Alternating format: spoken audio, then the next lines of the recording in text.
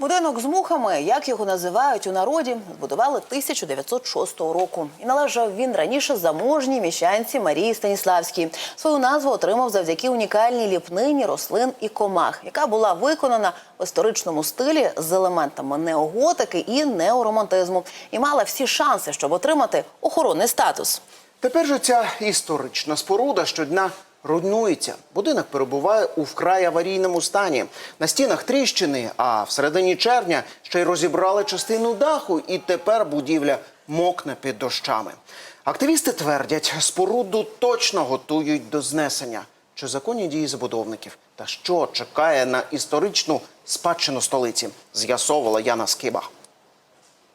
Цей дореволюційний будинок за адресою Володимирська, 93 був відомий завдяки своїй унікальній ліпнині з мухами у стилі модерн. Щоправда, самого декору немає, та й будівля в аварійному стані і має всі шанси стати частиною історії. Адже на ласий шматок землі у центрі столиці поклав око забудовник. Залізний паркан, купа техніки та робочі. Вивіска на балконі аварійної будівлі говорить, що тут буде проводитись капітальний ремонт. Щоправда, один із останніх 3 мешканців будинку, Ігор Данілов, у це не вірить. Говорить, що у січні цього року забудовник викупив квартири, оформив їх на підставних осіб і створив фіктивне ОСББ, у засіданні про заснування якого сам Данілов участі, до речі, не брав. Я вважав, що ОСББ створено для улучшення життя людей, мешканців цього будинку. Но, як виясняється, ОСББ, пользуясь прорехами в нашем законодательстве, занимается совершенно другими делами. Для того, чтобы этот дом уничтожить и на месте его выгнать высотку. Сумніваються у законності будівництва і активісти, які сьогодні зібралися біля історичної будівлі. Внутрі цієї будівлі була унікальна ліпніна, яку забудовник також, коли дізнався, що вона має охоронний статус, має певну таку, знаєте, перспективу охоронного статусу, він її варварським образом просто збив і вибросив. А є проєкт, нам його надали, але ж він також має ознаки фіктивності. Ми будемо працювати і будемо робити все для того, щоб присвоїти цій будівлі статус пам'ятка архітектури місцевого значення. Зараз будинок у жалюгідному стані. Окна сняли в апреле месяце, в один день, со всех квартир. В один день в мае снята была крыша. Отключены сейчас, сняты батареи отопления. Сейчас отключен газ.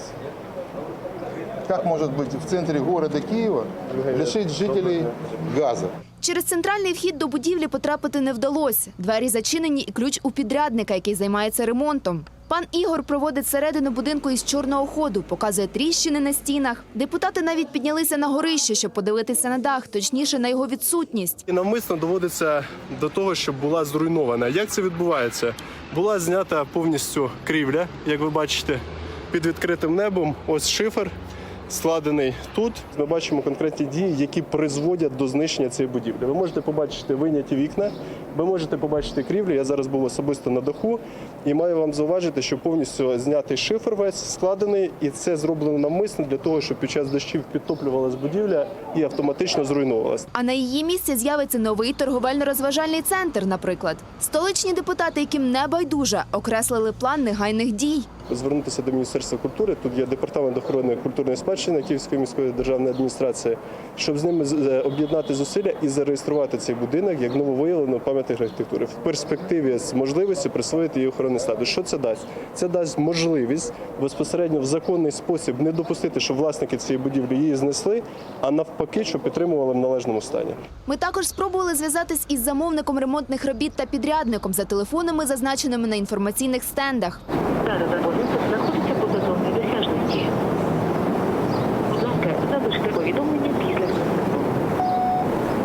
Наступний номер і... Зв'язок з вашим опонентом. Надішліть, будь ласка, смс або зателефонуйте пізніше. This number cannot be reached at the moment. Please send SMS or try again later. Проектна організація також недоступна. Зараз наберемо ще генеральному підряднику.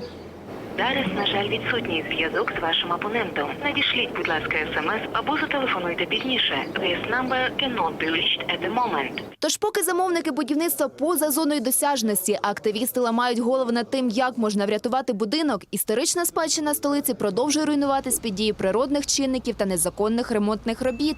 Яна Скиба, Микита Мельников, телеканал «Київ Лайв».